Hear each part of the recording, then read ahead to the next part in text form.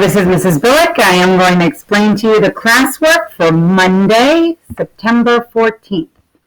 We started out, as always, in English Language Arts.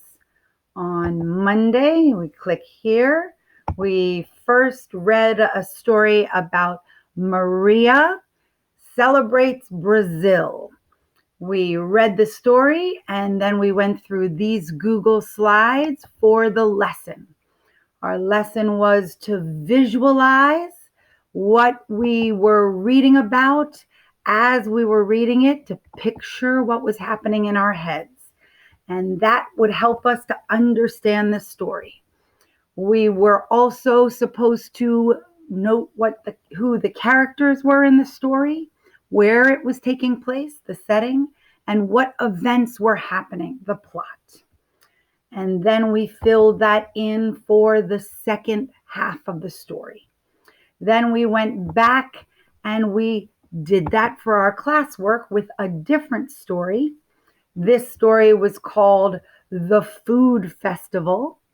As always, if it's a little too small, the students are instructed to go up to this little magnifying glass and make it bigger.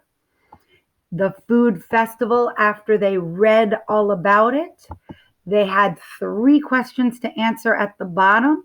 Once again, they look for the purple boxes, and the questions were simply, who were the characters in the story? Where did the story take place? And what event took place in the beginning of the story?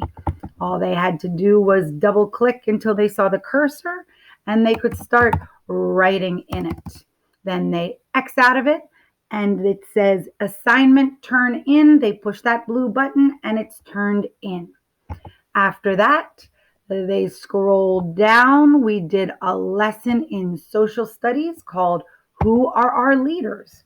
We saw a PowerPoint on the 3 branches of government. We filled out a Jamboard on what our leaders do. We learned about both the mayor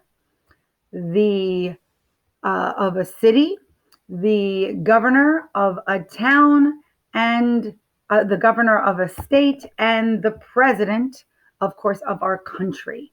And then our classwork, again, I'm going to make it bigger, was called Fill in the Leader. You had president to fill in twice, mayor to fill in twice, governor to fill in twice, and leader to fill in twice. We did the first one together, which was president. The other purple boxes needed to be filled in with the other words.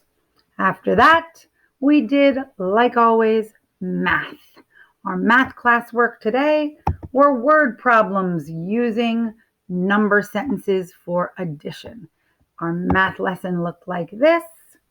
We went through the slides on how to solve a problem by writing a number sentence. We did these different steps so that we could figure out the strategy. And then, of course, we went back and they did this classwork.